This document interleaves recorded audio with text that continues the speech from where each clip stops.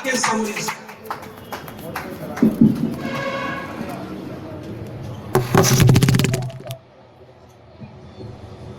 बाबा साहेब अम्बेडकर के 125वें जयंती के अवसर पर आयोजित इस कार्यक्रम में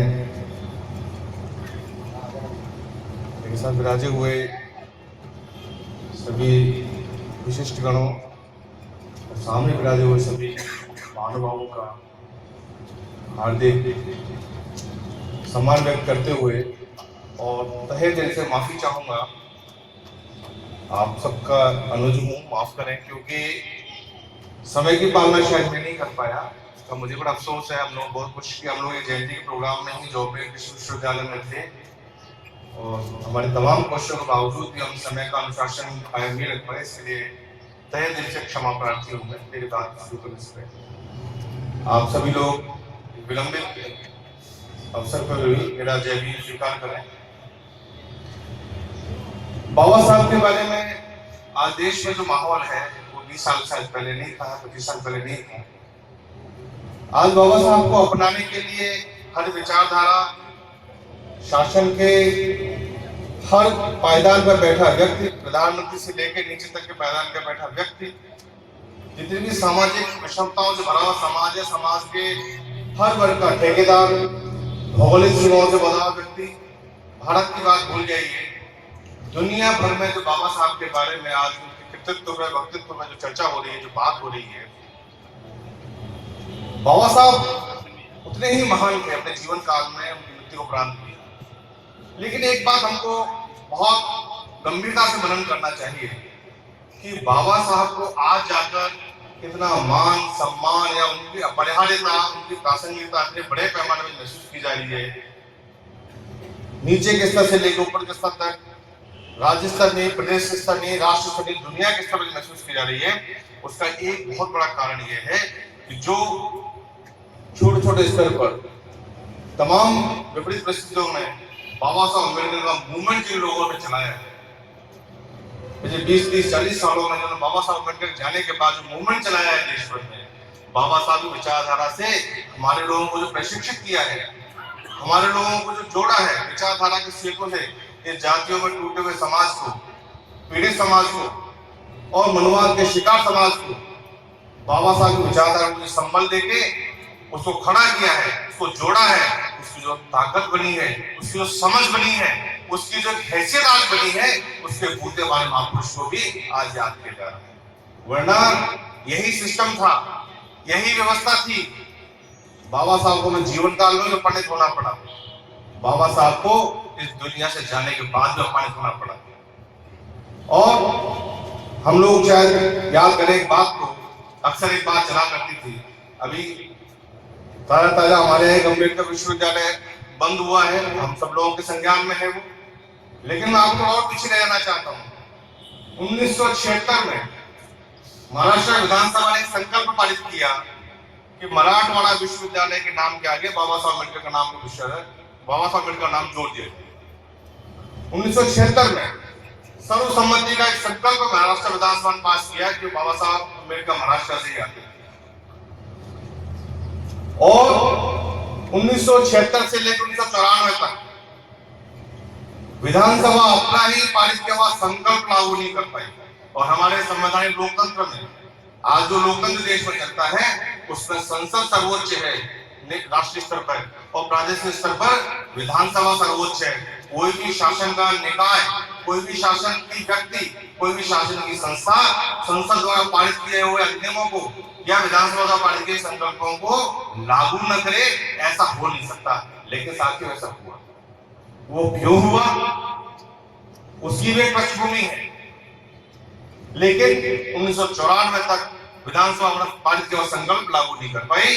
और शायद आप ध्यान हो, हम लोग उन दोनों विद्यार्थी हुआ करते थे, कुछ युवा विद्यार्थियों ने एक आंदोलन महाराष्ट्र में किया कि जब विधानसभा का संकल्प पारित हो रखा है, बाबा साहब अम्बेडकर का नाम मराठवाड़ा यूनिवर्सिटी में जोड़ा जाना तय हो चुका है, तो 18 साल बाद ऐसी क्या परिस्थितियां हैं, ऐसे क्या कारण है कि विश्वविद्यालय के नाम के आगे बाबा साहब का नाम जोड़ा नहीं जा रहा। और इस बात को लेके जो आंदोलन हुआ, जो उत्तेजना पैदा हुई, जो हमारे युवा शक्ति में जो उत्तेजना थी, उसका जवाब सरकार ने फायरिंग करके दिया, 6 हमारे युवा मारे गए। ये 1994 की घटनाएं हैं, 93 घटनाएं हैं। दलित पेंशन नाम का एक संगठन हुआ करता था महाराष्ट्र में, उससे कार्यकर्ताओं का आंदोलन हुआ। तो साथियों, ये बाबा साहब महान थे, हम लोग जानते हैं, हम बाबा साहब को मानने वाले लोग हैं, हम बाबा साहब के मानस पुत्र हैं, यहाँ हम बाबा साहब विचारधारा को मानने वाले लोग हैं। लेकिन जो दूसरा पक्ष जो तक उनको ठुकराता आया है, जो उनको अपमानित करता आया है, जो बाबा साहब के कद को छोटा करता आया है, और जो बाबा साहब को एक संकीर्णता के दायरे में कैद करता आया है, वो वर्ग, वो विचारधाराएं और वो लोग आज बाबा साहब को अपनाना चाहते हैं। तो साथियों, इसे हमें संदेह की दृष्टि से भी देखा जाना चाहिए। इसको हम किस दृष्टि से नहीं देखना चाहिए कि बाबा साहब को स्वीकारता बढ़ी है, नहीं। बाबा साहब के विचार उनको आज भी स्वीकार्य नहीं है, बाबा साहब का कृतित्व उनको आज भी स्वीकार नहीं है, बाबा साहब का संविधान उनको आज भी स्वीकार नहीं है। आज भी शनय शनय ये कोशिश है कि कैसे बाबा साहब की विचारधारा को कमजोर किया जा सकता है। एक जिस मनुवाद ब्राह्मणवाद के लोग बात क्या करते हैं, उसका सबसे बड़ा चरित्र यह है कि व्यक्ति की पूजा करिए, विचार की हत्या कर दीजिए। और ये जो दौर है, ये बाबा साहब अम्बेडकर के नाम के व्यक्ति को महिमामंडित करने का दौर है, बाबा साहब की प्रतिमा को महिमामंडित का दौर है। लेकिन इस महिमामंडन की आड़ में, बाबा साहब के सम्मान की आड़ में, बाबा साहब की विचारधारा को नष्ट कर देने का षड्यंत्र भी साथी हुए है।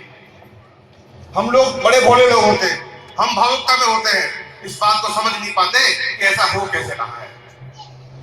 ये एक ऐसी व्यवस्था पर आप देख रहे होंगे कि जितना भी क्रियाकलाप होता है, उस बारे में ज्यादा चर्चा शायद हमारे वक्ता बहुत लोग कर चुके होंगे। एक बात मैं आपसे बाबा साहब संबंध में और कहना चाह रहा था, मुझे पता नहीं समय तो दिक्कत नहीं है। अच्छा, 3 दिन पहले महात्मा ज्योतिबा फुले की भी जयंती थी, और जब बाबा साहब अम्बेडकर की बात करते हैं, ज्योतिबा फुले की बात न करें तो बड़ा अधूरा सा लगता है। ये दुर्भाग्य है कि राष्ट्रपिता ज्योतिबा फुले की जयंती का आयोजन बड़े पैमाने पर नहीं हो पा रहा, जैसे बाबा साहब की जयंती का होता है। लेकिन बाबा साहब को कोई भी अनुयायी ज्योतिबा फुले को नहीं सम्मान देता है, बाबा साहब को देता है। क्यों ऐसा क्यों करता है? क्योंकि आधुनिक समाज में, आधुनिक भारत में ज्योतिबा फुले पहले व्यक्ति थे। 21 साल की एज में, 21 साल की उम्र नहीं होती है। आज हमारे 21 साल को माफ करना कि हम लोग आज चौथी पीढ़ी में है ज्योतिबा फुले के बाद, लेकिन 21 साल की युवा की जो समझ है वो हम 2014 में देख चुके हैं, वो हम 2013 में देख चुके हैं। ये क्या समझ है हमारी 20 साल की, जो 21 साल के फुले इतना बड़ा आंदोलन खड़ा कर रहे थे, नारी मुक्ति का आंदोलन खड़ा कर रहे थे, शुद्ध अशुद्ध का आंदोलन खड़ा कर रहे थे, और इस मनवादी व्यवस्था जो जड़ें बैठाई हुई थी, उसकी जड़ों को खोखला करने का काम ज्योतिबा फुले ने 21 साल की उम्र शुरू किया। लेकिन दुर्भाग्य है कि आज हमारे 4 पीढ़ी के बाद 21 साल के नौजवान की समझ ज्योतिबा फुले के मुकाबले 10% पीढ़ी हो। और ज्योतिबा फुले क्या कर रहे थे? ज्योतिबा फुले पहले ऐसे व्यक्ति थे देश में, आधुनिक भारत में, जो पहले वो शिक्षा प्राप्त होती थे, इनको मॉडर्न एजुकेशन मिला, इनको पश्चिम की शिक्षा मिली, और 1881 में कमीशन आया था, इसको हंटर कमीशन कहा गया। और हमारी जरूरत क्यों हुई थी? हम जानते हैं कि हमको जन्म के आधार पर ही तमाम तरह के अधिकारों से विहीन कर दिया गया था। उस कहने की बात शायद आज कर पाना संभव नहीं होगा समय और मेरे लिए भी, लेकिन हम तो आप लोग सब लोग जानते हैं कि हमारी अधिकार संपन्नता उस दौर में क्या थी, जो मनुस्मृति का राज चला करता था। और शिक्षा उस विषमता से, उस गुलामी के दौर से बाहर निकलने का संभवतः सबसे बड़ा हथियार था। बाबा साहब अम्बेडकर ने भी कहा है, शिक्षा तो शेरडी का दूध है, जो पिएगा उसको घोड़ाना तो ही रहेगा। इस बात को ये बाबा साहब अम्बेडकर क्यों कह रहे थे? कि उससे पहले ये बात ज्योतिबा फुले कहते थे। तो 1881 में जो ब्रिटिश सरकार का हंटर कमीशन आया, उसको जो प्रतिवेदन ज्योतिबा फुले ने दिया था, शायद हमारे कई लोग जानते हैं इस बात को। पहली बार भारत में शिक्षा क्षेत्र में बहुत बड़ी क्रांति का सूत्रपात जो कुछ हुआ, वो ज्योतिबा फुले का 3 पेज का नोट जो हंटर कमीशन दिया गया था। क्या बात उसमें कही गई थी? Uniform universal education to all, सबको समान शिक्षा मिले, सबको अनिवार्य शिक्षा मिले, और सबको एक जैसी शिक्षा मिले। एक विषमताओं से भरे समाज में समानता लाने का सबसे बड़ा अगर कोई हथियार हो सकता था, या सबसे बड़ी कोई एक प्रयास हो सकता था, तो वही प्रयास हो सकता था। और इस सिद्धांत को, नारी शिक्षा की बात पहली बात फुले दंपति ने की। शूद्र अतिशूद्र, हम जो आज बैठे हैं शूद्र नहीं है हम लोग, सही कह रहे थे अहमद साहब, हम शूद्र नहीं है, हम तो अतिशूद्र हैं। शूद्र तो आज भी घरों में सोया हुआ है, शूद्र तो आज भी ब्राह्मणवाद की चाकरी में व्यस्त है, शूद्र आज भी गुलामी में व्यस्त है। और इसीलिए शूद्र ज्योतिबा फुले के आंदोलन को चलाने वाले लोग आज ब्राह्मणवाद की चाकरी में मस्त हैं। तो वो जो प्रतिबंध 1841 कमीशन को दिया ज्योतिबा फुले ने, उसके बाद जो छोटा मोटा आधा अधूरा प्रयास शिक्षा के क्षेत्र में सरकारों ने किया, उसके लाभान्वित बाबा साहब अम्बेडकर। बाबा साहब अम्बेडकर की शिक्षा तमाम तरह के संकटों से, तमाम तरह के भेदभावों से, तमाम तरह के अपमान से, तमाम तरह के तिरस्कार से थी, लेकिन जो कुछ भी शिक्षा का मौका उनको मिला, उसमें ज्योतिबा फुले का आंदोलन की एक अहम भूमिका थी।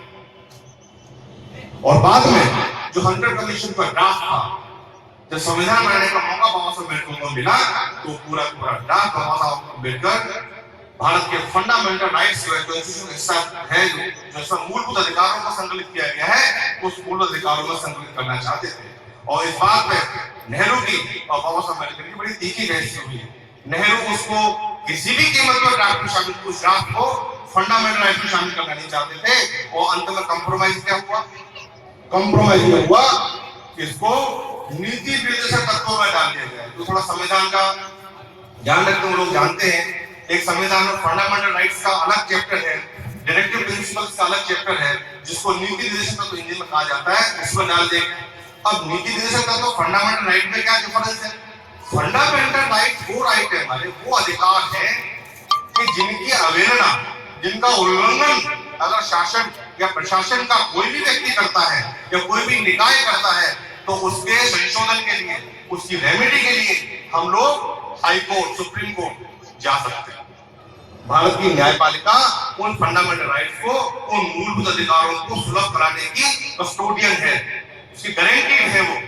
लेकिन नीति निर्देशक तत्वों में जो भी प्रिंसिपल शामिल किए गए, जो सिद्धांत शामिल किए गए हैं, वो सिद्धांत है तो मानव कल्याण के लिए, है तो वो इसको कहते हैं नेचुरल राइट, जो प्राकृतिक अधिकार है, लेकिन उनके एनफोर्समेंट, उनका लागू किया जाना जुडिशरी के माध्यम से संभव नहीं। और वो किस पर छोड़ दिया गया? वो छोड़ दिया गया सरकारों पे, शासन के, प्रशासन के तमाम महत्वों की नीति के, नियत के ऊपर छोड़ दिया कि वो उनसे अपेक्षा की जाती है। तमाम आने वाले भारत के संसदों से, विधानसभाओं से, शासन प्रशासन में बैठे तमाम लोगों से अपेक्षा की जाती है कि वे नित्य प्रति के कार्य में नीति निर्देशक तत्वों की पालना करेंगे। क्या ऐसा हो रहा है? हम लोग जानते हैं कि जो लोग नीति बनी हुई है उसको लागू करना नहीं चाहते, क्योंकि नीति नियत की बात तो बहुत होती है। ये बाबा साहब अम्बेडकर भी जब संविधान अर्जित कर रहे थे 1949 में, 2649 में जो भाषण है, वो यही इंगित करता है, दो तीन बातें इंगित करता है वो भाषण, और बहुत सारगर्भित बातें उसमें हैं। क्या कहते हैं वो? कि संविधान की बहुत तारीफ हो रही है, संविधान तो अच्छा है, बहुत एलाबोरेटिव, बहुत विस्तृत है, जीवन के हर पहलू को समाहित किया गया है, और इस संविधान को अगर शब्द में, व्यवहार में लागू किया जाता है तो बहुत जल्दी भारत विश्व की शक्ति बन सकता है। लेकिन संविधान के प्रावधान तब तक अधूरे हैं या तब तक प्रभावकारी नहीं है कि जब तक वो लागू करने वाली एजेंसियां, उनको लागू करने वाले लोग, उनको लागू करने वाली सरकारें, उनको लागू करने वाली संसदें, उनको लागू करने वाली विधानसभाओं की नीयत अगर ठीक नहीं है तो नीति कदापि ठीक हो सकती है। और साथियों, हमारा अनुभव कहता है 1950 संविधान लागू होने के बाद कि नीति बहुत अच्छी थी, बाबा साहब अम्बेडकर की संविधान की नीतियां बहुत बेहतरीन थी, लेकिन जो लोग सरकारों में आए, जो लोग संसदों में रहे, उनकी नीयत बेहद खराब थी। और बेहद खराब नीयत के चलते हुए नीति का दस्तावेज जो था वो उतना प्रभावकारी हो नहीं पाया, उतना कल्याणकारी हो नहीं पाया, जिसकी परिकल्पना बाबा साहब अम्बेडकर ने उस जमाने में की। लेकिन फतेह तो उन्होंने आगाह हमें किया था, हमें आगाह किया था कि ऐसी खराब नीयत के लोग, ऐसी भ्रष्ट के लोग, ऐसे मनवादी मानसिकता लोग सरकारों में आएंगे, ऐसे मनवादी मानसिकता के ब्राह्मण मानसिकता लोग संसदों में आएंगे, विधानसभा में आएंगे, और जो इंस्ट्रूमेंट में देके जा रहा हूं बदलाव का, जो बदलाव का मैं जरिया देके जा रहा हूं, साधन देके जा रहा हूं, संविधान देके जा रहा हूं, उसको लागू करने में कोताही बरती जाएगी, उसको लागू करने में अवहेलना बरती जाएगी, और ये उनका हमेशा सच साबित होगा। लेकिन आज क्या परिस्थितियां है? आज साथी परिस्थितियां ज्यादा विषम है, आज ज्यादा विषम परिस्थितियां हैं। आज नीति में भी खोट है तो नियत में भी खोट है।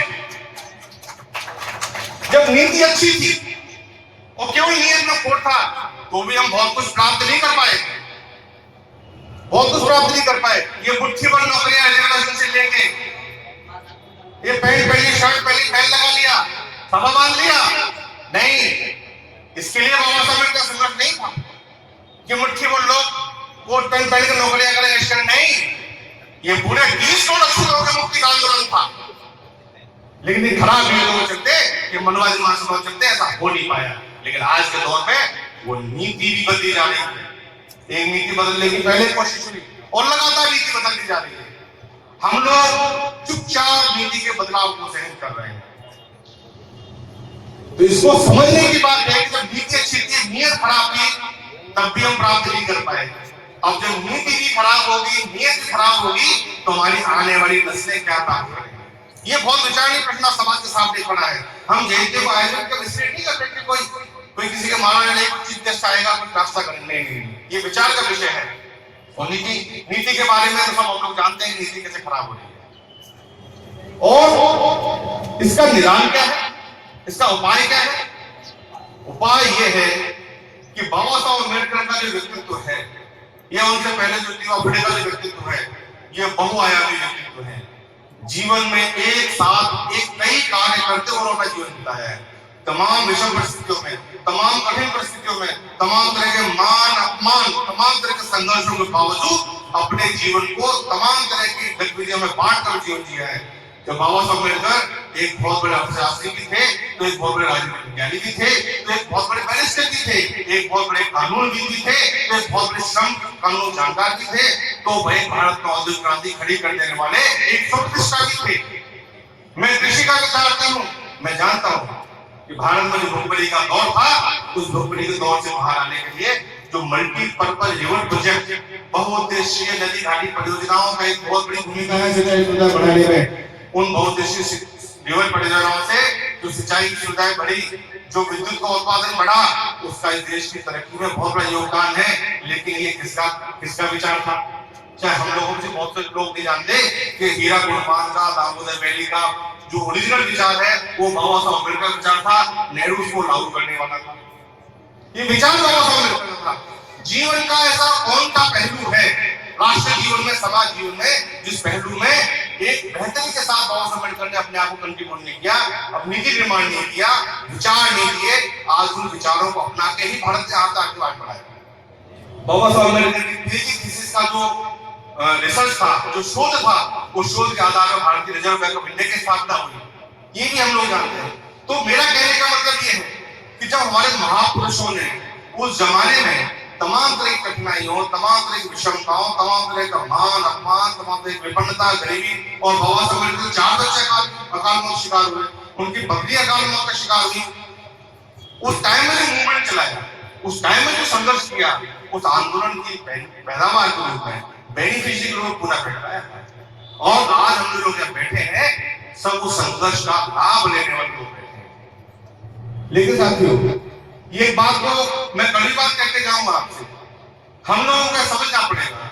अगर हम उस आंदोलन का लाभार्थी हैं, बाबा साहब उस आंदोलन लाभार्थी नहीं थे, ज्योतिबा फुले आंदोलन लाभार्थी नहीं थे, वो उस आंदोलन को शुरू करने वाले थे, उस आंदोलन को चलाने वाले थे, उस आंदोलन सारी पीड़ा झेलने वाले लोग थे।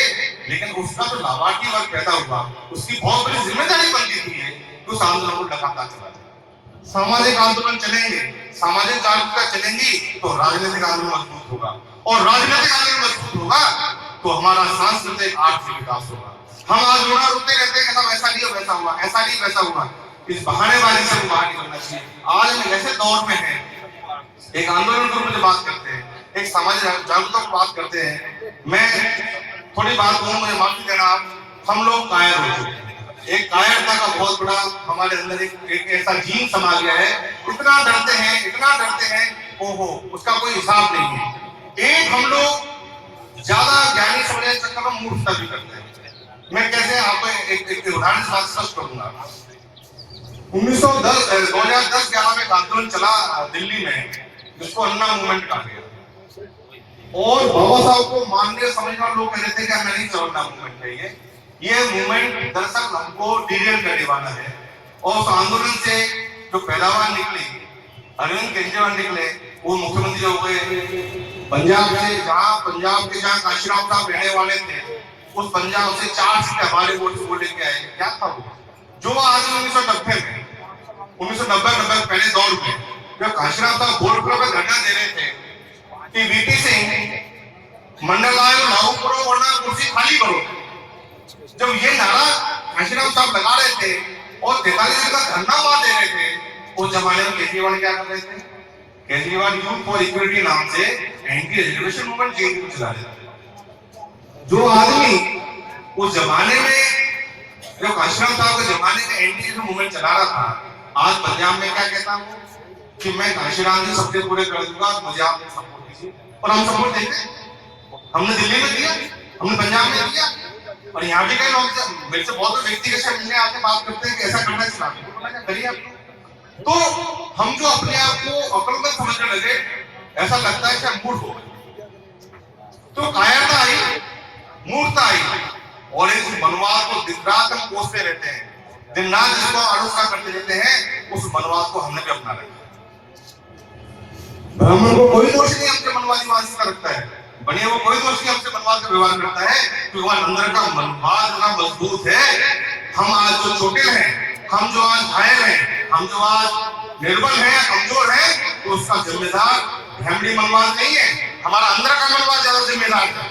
हम कभी एक साथ खड़े होकर बात नहीं कर पाते। और एक चौथी बात और कहूंगा आपसे, एक हमारे हीन भावना समा गई अंदर, बहुत बड़ी हीन भावना समा गई है। क्या हीन भावना है? कि दूसरा कोई भी खड़ा हो जाए कैसा भी, उसको नेता मानने वाले देरी लगती है। हमारे अपने बीच का व्यक्ति अगर नेतृत्व करने खड़ा होगा, हम उसको नेता नहीं मानते, हम उसको नेता नहीं मानते, उसको नेतृत्व नहीं देते। तो इतनी कमजोरी के साथ जो मूवमेंट चलेगा तो फिर बड़ी दिक्कत होने वाली है। ये गंभीर मंथन का विषय है, ये गंभीर विचार का विषय है कि हमें कायरता छोड़नी पड़ेगी। हमको झांसा जो दे के लोग आते हैं, तरह तरह के भैरव के रूप धर कर लोग आते हैं हमको ठगने के लिए, क्योंकि ये पॉलिटिकल डेमोक्रेसी है, या एक वोट का अधिकार है। हमारे वोट ठगने के लिए तमाम तरह के भैरव के रूप धर के आते हैं और वोट ठगते चले जाते हैं। उनसे बचने के मार्ग को एक राजनीतिक कौशल विकसित करना पड़ेगा। हमें अंदर के मनवाद को मारना पड़ेगा। शेड्यूल कास्ट है तो शेड्यूल कास्ट तो आगे क्या, आगे क्या नहीं पूछते हैं, जवाब कौन है? शेड्यूल कास्ट तो आगे क्या? सर आगे पीछे कुछ होता नहीं है, शेड्यूल कास्ट नहीं शेड्यूल कास्ट। अगर हम बाबा साहब को मानने वाले लोग हैं और बाबा साहब मुझे कहेंगे कि भाई तू शेड्यूल कास्ट की पहचान है, तो जब बाबा साहब की दी पहचान को स्वीकार कर चुका हूं, तो ब्राह्मणवाद की दी पहचान में अभिमान कैसा होता? कोई कहे कि मैं फला जाति का हूं, फला वर्ग का हूं, वो किसकी पहचान है? वो उसी ब्राह्मणवाद मनवाद की पहचान है जिसकी आलोचना करते हैं, उसी की दी ही पहचान में गर्व की अनुभूति करते हैं और बाबा साहब अम्बेडकर के हिंदू का दम भी भरते हैं। ये विरोधाभास नहीं चलेगा। या तो आप उसकी पहचान को स्वीकार कर लें कि मैं ब्राह्मणवादी मनवाद का गुलाम हूं और उसकी दी हुई पहचान में गर्व की अनुभूति करता हूं, स्वीकार है हमें। वो ये नहीं कहेगी बाबा साहब अम्बेडकर का नहीं, फिर बाबा साहब अम्बेडकर नहीं हो नहीं सकता। अगर वो कहता है कि मैं बाबा साहब अम्बेडकर नहीं हूं, तो उसको मनवादी की पहचान को हमेशा हमेशा के लिए बढ़ा देना होगा। और जो ऐसा नहीं कर पाएंगे वो गद्दार है। इस अंदर में गद्दार ही वो लोग हैं जो बनते तो बाबा साहब बन रही है, लेकिन असल में मनवादी लोग एजेंडा हमारे बीच में करते हैं। और एक हमारा नेतृत्व विकसित नहीं होता। हमको हमेशा उधार का नेतृत्व चाहिए, वहां से नेतृत्व आए, यहाँ से नेतृत्व आए, राह चलता आदमी, रोड चलता आदमी नेता बन जाता, हमारा फड़ी करता आदमी एक नेता बन जाता है। और इस मूवमेंट में जिन्होंने जिंदगियां लगा दी, जिन्होंने जिंदगियां कुर्बान कर दी, वो बेचारे मुंह ढकते रह जाते हैं। ये कौन सा बाबा साहब का हम लोग चला रहे हैं? तो साथी ये बैठ के विचार करने की बात है।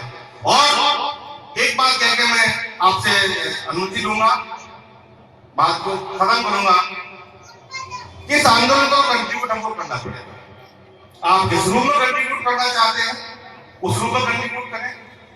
आप अपने बुद्धि कौशल से, आप अपने संगठन निर्माण की प्रक्रिया से, आप अपने धन के माध्यम से, आप पब्लिक को जगाने की प्रक्रिया के माध्यम से आंदोलन को कंट्रीब्यूट करना पड़ेगा।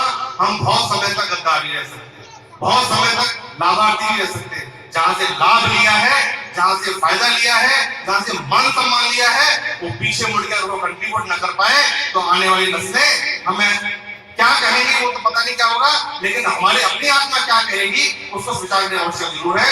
और इतना आपसे कह देना चाहता हूं कि आपने देखा होगा हैदराबाद में जो एक प्रकरण हुआ छात्र की मृत्यु का, ऐसा 20 साल पहले कल्पना नहीं किया सकती थी।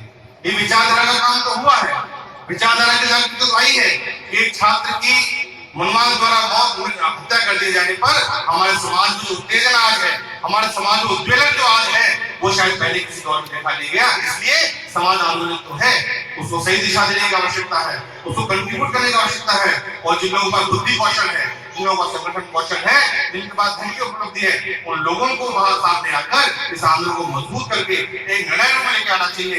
वरना वो दूर नहीं जब इस आंदोलन को खत्म करके हमें वापस से दौड़े जाने के समय शुरू हो चुका है। आपने मुझे यहाँ बुलाया तो मान सम्मान दिया और मैं विलंब से आने के बाद मेरी अनुशासित हिंसा को बर्दाश्त किया, उसके लिए क्षमा प्रार्थी आपसे विदा लेता हूँ। जय भीम जय भारत। बहुत बहुत धन्यवाद।